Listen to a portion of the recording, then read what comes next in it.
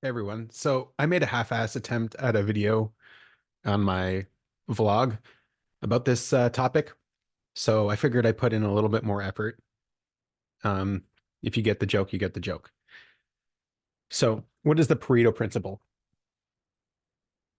So in 1941, Joseph M. Giron, who was an engineer, came across the work of mathematician Vilfredo Pareto, who noted that roughly 80% of Italy's land was owned by 20% of the population. So here we've got about 80% of the land and 20% of the population. There's two stick figures here representing 20%, and here there's 80% who own this amount of land. So what Joseph M. Juran applied this observation to was that 80% of an issue is caused by 20% of the causes, later using the catchphrase, the vital few and the useful many, to highlight the remaining 80% should not be discarded, right? Useful many, he says, don't just discard that. It's still important.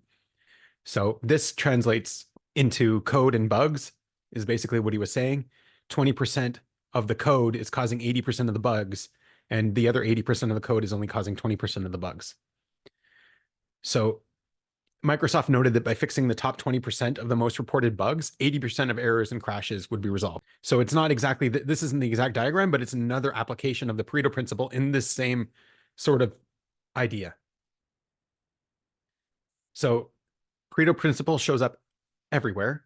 So it shows up in language use, quality control, types of defects, economics, sales, wealth inequality, finance, accounting, occupational health and safety, health in general, and insurance. So if insurance people know that 20% of the population are involved in 80% of hospital visits, they know who they want to insure. They want to insure those 80% who aren't going to go to the hospital and stay away from those 20%. Doctors' referrals to specialists are also done on this Pareto principle. Work ethics, genetics, including 20% of DNA being 80% of effectiveness. Evolution also goes along a Pareto curve. Expansion and entropy increase, you can also fit that to a Pareto curve. So it shows up everywhere.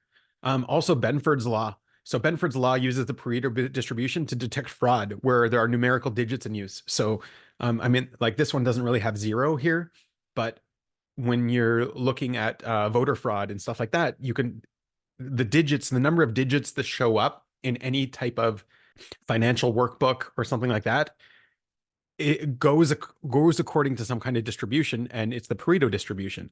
So you should have more ones than you do twos than you do threes, and there's an explanation for why that happens. But it does happen if you see something where all of these numbers are equal all of a sudden, they all show up at a equal percentage. So like 10% a zero, 10% a one, 10% a two, then you know something's off. These are cooked books. So it shows up in many other places. Complaints for any kind of service. So even in like objective personality, I'm sure they're getting 80% of their complaints are about one specific thing. And then they probably have a few complaints that are only by a couple people. And also you'll see that they probably have 20% of like in any service, 20% of the customer base are going to be creating 80% of the complaints. Medical errors, it shows up here. They called it the trivial many, going against him, but it's not the trivial many. It's the, what did he call it? Let's just get his words right. The useful many. Here, these are excuses for why you're late. Cause of engine overheating. So if your engine's overheating, chances are it's either a damaged radiator or a faulty fan, right? It's probably not a coolant leakage. These are titanium flaws in like titanium casting defects. So you've got shrink, porosity, lack of fusion in a weld. Tungsten inclusion is the least. Here, I noticed that they messed up the name here. I took this from somewhere else. 20% of criminals can commit 80% of crimes. 20% of drivers cause 80% of all traffic accidents. Again, insurance companies are going to be interested in this kind of thing. 80% of pollution originates from 20% of all factories. And so if you're interested in climate change as well, like if you want to get rid of 80% of the pollution, you really only have to deal with that 20% of causes causing climate change. And the rest of the causes are really, not as important to deal with. They're not as much of contributing factors. 20% of a company should be with a Y and apostrophe. It's kind of annoying, but anyways, 20% of a company's products represent 80% of its sales. So here we have in venture capital returns. So there's two if you're doing venture capital investment and stuff like that, there's two kinds of curves that you want to look at. So there's like stock returns, human height, life expectancy, some natural things like that. But then there's like the popularity game, which follows the power law distribution, which is the Pareto principle. So, whatever is now the hit or the big music sale, 20% of music is going to take up 80% of the market. And all of those little indie things at the side aren't really going to break through. Video games, movies, all that kind of stuff. It follows the same curve. Here we have languages. So, 1,500,000,000 people, 1.5 billion people are going to speak English in the world. And then the next one is Chinese and Mandarin. And so then you see like most of the population is in this 20%. And then all of the rest of the languages, that's 80% of the languages, but it's only 20% of the people in the world are going to be speaking all of those 80% languages. Okay, so typology. So since this is a widespread phenomenon, we should expect to also see it in typology. We should. If it's not there, there's got to be a reason why it's not there.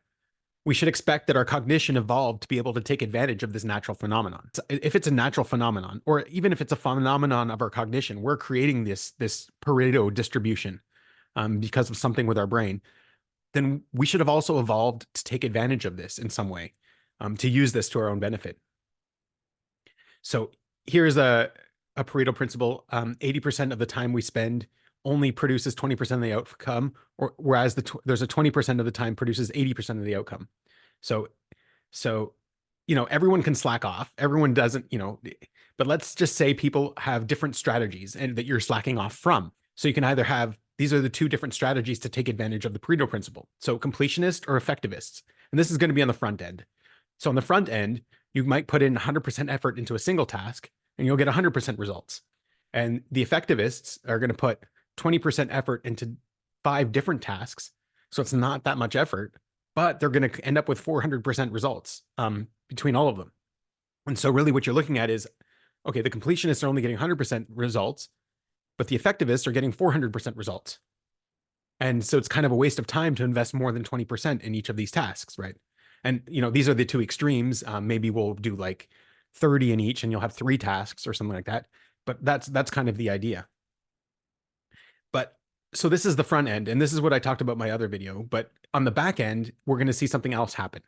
So if you're an effectivist on the front end, this is your goal, is to get this, something is going to happen different on the back end. And same thing, if you're a completionist on the front end, something on the back end is going to change. So here we're going to look at the back end. So a guy is having car trouble and he goes to 4 mechanics and they each say, I've never seen this problem before, but if you leave your car, I'll spend 4 hours on it and charge you by the hour plus parts. No guarantee that I can fix it. $100 an hour. So that's $400 and no guarantee that it's going to get fixed. He goes to a 5th mechanic and he or she says, I've seen this problem before. It'll cost you $400 to fix. Whoa. So what would you choose, right? You're faced with $400 plus parts, but they don't know if they can fix it. And this guy's like, oh, I've seen it. $400 and I'll fix it for you. Well, it's like a no-brainer. Obviously, you're going to take this 5th mechanic, right? So the man agrees, and it takes the mechanic 5 minutes to solve the problem. The man asks, you basically just changed a screw. Why did that cost me $400? The mechanic replies, you didn't come to me to change your screw. You came to me because I knew which screw to change. So not everyone can afford to go to a specialist. Only 20% of problems need a specialist to solve. But that is because they spent 80% of their effort to be able to solve that last 20% of problems. On the front end, specialists get less done. So that's what we saw. They get less done. They only have that 100% instead of the 400%. But on the back end, they get more done for less time in their area of specialization. So you saw it only took them 5 minutes to change the screw. That's because they have been doing that 100% in one task for so long that they're the specialist. You go to them when no one else can do it. On the front end, the generalists get more done. So we've changed their names now because on the front end, we can call them something different by what they do. Completionists versus effectivists. But on the back end, the completionists become a specialist in something. And on the back end, effectivists become generalists in many things. So on the front end, generalists get more done. But on the back end, they spend more time and are less effective at solving the last 20% of problems. So those other mechanics would be amazingly great for 80% of all the problems. But on those last 20% of problems, they're going to be pretty bad at. You're not going to want to go to them. You're going to want to go to a specialist. So that's basically a more complete, well-rounded version of my rant in the last video. My rant is me basically just going off about one of my coworkers and the problems at my job. But so this is going to be, this is not, that was more of a half-ass effort, and this is going to be more of a dedicating the time that it takes to make an actual slide. Okay. Anyways, have a good one, guys. Thanks for watching.